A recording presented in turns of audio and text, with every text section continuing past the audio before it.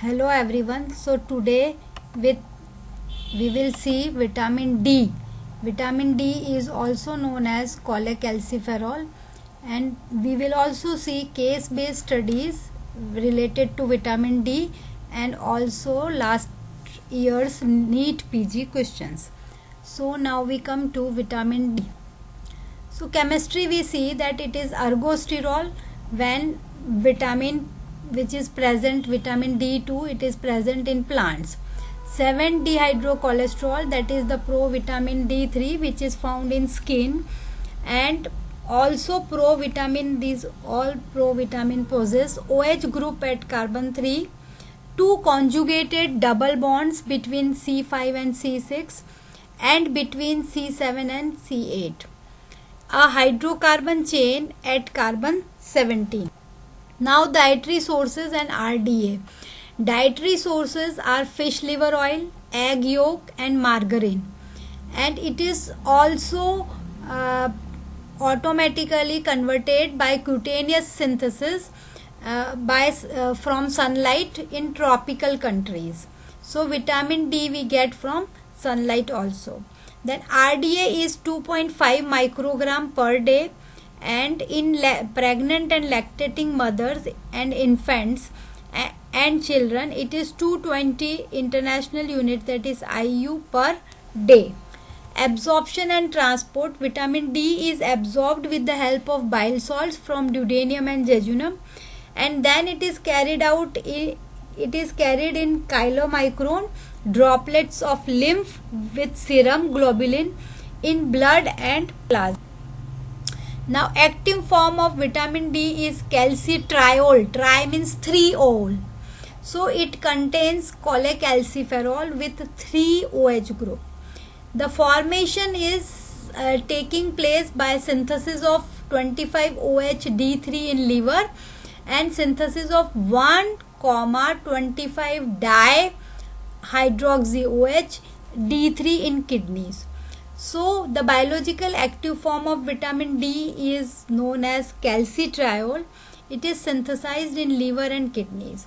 So the first OH group, that is at carbon number 25, it takes place in liver and that is known as calcidiol.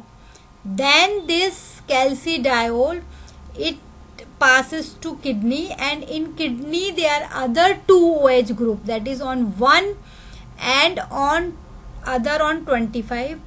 In this way 3 OH groups are produced or synthesized, and this occurs in kidney, and then the active form of vitamin D is formed, that is known as calcitriol. This synthesis it is regulated by concentration or feedback inhibition of 1A hydroxylase enzyme.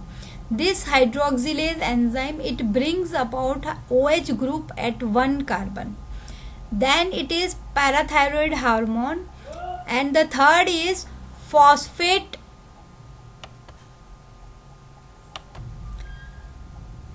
then serum phosphate level. 7 dehydrocholesterol, that is provitamin D3, in presence of sunlight in skin and ultraviolet rays it is converted to vitamin D3 cholecalciferol in liver. Then this vitamin D3 in presence of 25 hydroxylase is converted into 25 hydroxyl cholecalciferol, that is also known as calcidiol. It takes place in liver. Then in kidney mitochondria, this 1-alpha hydroxylase enzyme it converts it into 1,25 dihydroxy D3, that is 1,25 dihydroxy cholecalciferol, that is also known as calcitriol. Vitamin D is considered now as a prohormone. Why it is considered as prohormone? And the hormone is calcitriol, that is the active form of vitamin D. Both have cyclopentanoperhydrophenanthrin ring like steroid hormone. Vitamin D3 it is synthesized in human skin by ultraviolet irradiations and from precursor pro-vitamin D3, that is 7-dehydrocholesterol. Vitamin D3 as such is inactive and is only the storage form. It is converted in liver into 25-hydroxy D3 and biological active 1,25-hydroxy 2-hydroxy D3, that is calcitriol, in kidney. Both are subject to feedback inhibition. Like hormone calcitriol, it also has definite target organs like small intestine, bones and kidney to act upon. Thus it is produced in one organ and acts upon distant target organs from its activity. Calcitriol maintains calcium homeostasis along with two other protein hormones, that is parathyroid hormone and calcitonin. Now the functions of vitamin D. The first, it has three functions, that is its action of calcitriol on intestine, action of calcitriol on bones and action of calcitriol on kidneys. So on three organ it functions. How it functions? In intestine, it increases the intestinal absorption of calcium and phosphate by synthesizing calcium binding protein. This increases calcium uptake and in this way it maintains calcium level. So all the three functions of vitamin D, they are regulated or related to the calcium level of plasma, calcium and phosphate level. So we all know that calcium level, it is from 9 to 12 milligram per deciliter. So this vitamin D tries to maintain this calcium level. So in calcitriol, it increases the intestinal absorption of calcium and phosphate. In intestinal cells, calcitriol bind with cytosolic receptor to form calcitriol receptor complex. This complex then approach to nucleus and interact with DNA to synthesize calcium binding protein, and this calcium binding protein increases calcium uptake and in this way it maintains the calcium level, and it is similar in action like steroid hormones. Then the other function, it is action of calcitriol on the bones. So in this osteoblast of bones, the calcitriol stimulate calcium uptake for deposition of calcium phosphate, and in this way it is essential for the formation of bone, that is mineralization of bones. Then the bone is important reservoir for calcium and phosphate. But when there is decrease in calcium and phosphate level, calcitriol along with parathyroid hormone increases the mobilization of calcium and phosphate from the bone, and in this way it increases the calcium and phosphate level in the plasma. So in this way there it takes place demineralizations. So it depends on the calcium and phosphate level. If the calcium level is decreased, then to maintain that calcium level, demineralization of bones occurs with this calcitriol. But when calcium level is increased, then mineralization of bones takes place. Now the third, that is the action of calcitriol on the kidneys. So calcitriol is also involved in minimizing the excretion of calcium and phosphate through the kidney by decreasing their excretion and enhancing reabsorption. The sequence of events thus occurs and it takes place because of plasma calcium concentration and the action of calcitriol on intestine, so kidney and bone. Ultimately it all leads to the increase in calcium level, and in this way it maintains calcium level. Now deficiency of vitamin D. So deficiency disease, the first is rickets. Vitamin D is essential for normal growth and mineralization of bones, we have seen in the functions. In absence of this, osteoblast proliferation, it does not takes place in orderly fashion and not accompanied by vascularization and mineralization at the normal rate. Due to this, minerals may be reabsorbed away from shaft of long bones and making long bones making it soft, and bending of long bones, that is therefore bow legs and knock knees are formed. Ankles, knees, wrist and elbows are swollen due to swelling of epipharyngeal cartilages. The frontalis and does not close properly, giving hot cross bun appearance of head. And ribs get headed appearance and chest gives a pigeon chest appearance, and teeth erupt late and deformed. Then the rickets are of two types. Type 1, it is inherited as autosomal recessive trait and characterized by defect in conversion of 25 hydroxy D3 to calcitriol, that is deficiency of 1 alpha hydroxylase enzyme. So this defect is due to 1 alpha hydroxylase enzyme. This enzyme brings OH ion on 1 carbon. Then type 2, it is also autosomal recessive disorder, but it is there is a single amino acid change in one of the zinc finger of DNA binding site for receptor. This makes the receptor non-functional. Then the other disease is in adults, in young infants or children, it is rickets. Now in adults it is osteomalacia. The deficiency of vitamin D in adults is osteomalacia, which is rare and it can occur in pregnancy, in lactation, when there is additional requirement of vitamin and drainage it into milk. In women who observe parda or in climate where sunshine is scanty, calcium and phosphorus absorption is decreased. Then renal osteodystrophy, which in this disease the renal parenchyma is lost or decreased quite significantly. It is unable to form calcitriol and calcium absorption is impaired, and hypocalcemia leads to increase in parathyroid hormone, which acts on bone to increase calcium ions. Now case based questions. Number 1 question, it is a 6-month baby on exclusive breastfeeding developed bone deformities such as bow legs and pigeon chest. On inquiry, the mother gave a history of premature delivery. What is your probable diagnosis? So we all know that breast milk is poor source of vitamin D.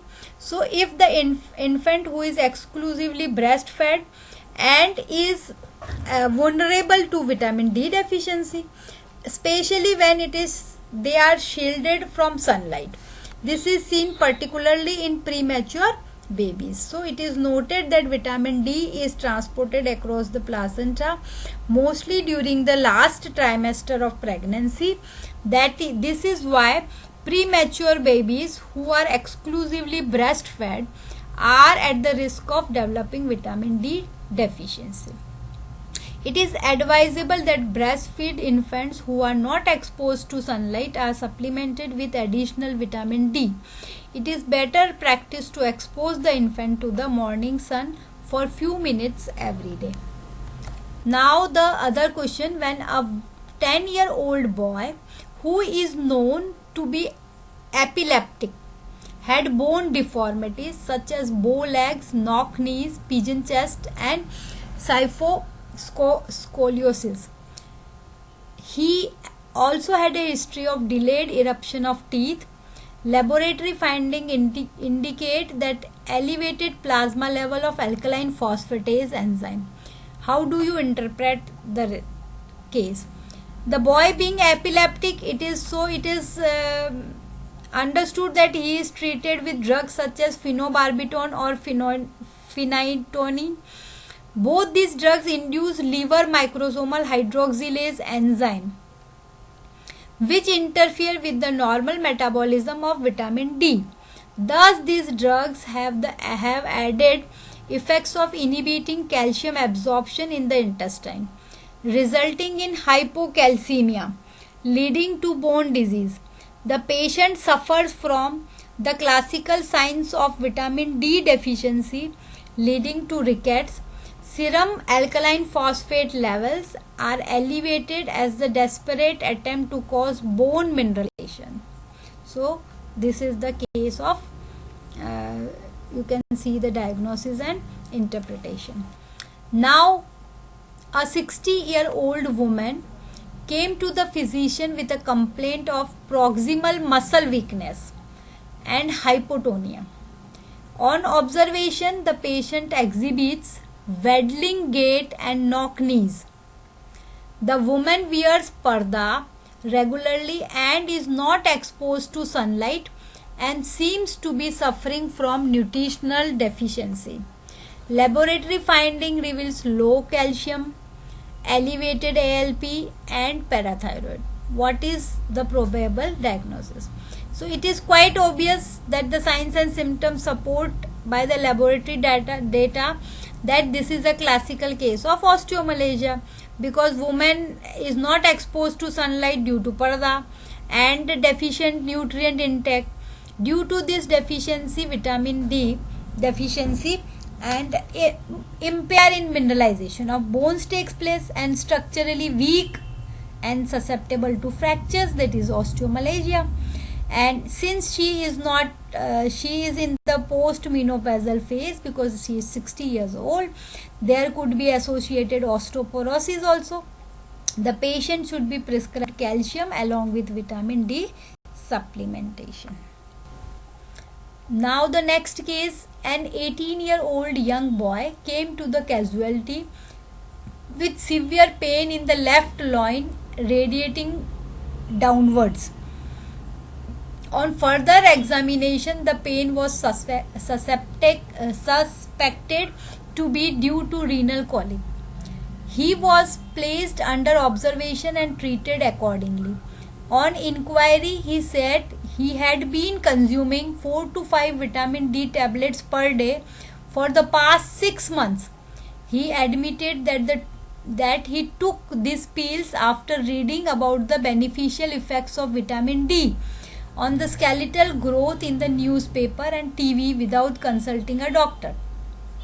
For the past few days, he had also been suffering from weakness, increased thirst, polyuria and loss of weight.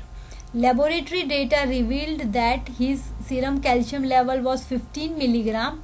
Normal it is 9 to 11 or 12 milligram per deciliter, and phosphate is 7 milligram, that is 3 to 4.5 milligram per deciliter is the normal.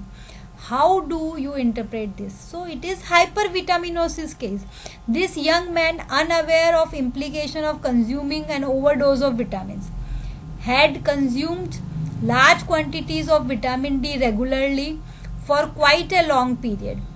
This lead to vitamin D toxicity, resulting in various side effects, including the formation of kidney stone, which causes severe bouts of renal colic. It should be noted that among the vitamins, vitamin D is the most toxic in excess dose. Vitamin D toxicity, it causes hypercalcemia, and which may cause deposit of calcium and phosphates in visceral organs, and hardening of blood vessels due to calcification. Now NEET PG questions. So first question, it was in AIMS November 2011. All are true about vitamin D metabolism except 1-alpha hydroxylation occurs in kidney, 25-alpha hydroxylation occurs in liver. In absence of sunlight, the daily requirement is 400 to 600 IU per day. Williams syndrome is associated with mental retardation, precocious puberty and obesity. And the answer is Williams syndrome is associated with mental retardation, precocious puberty and obesity. Now this NEET PG question, it was in AIMS November 2006.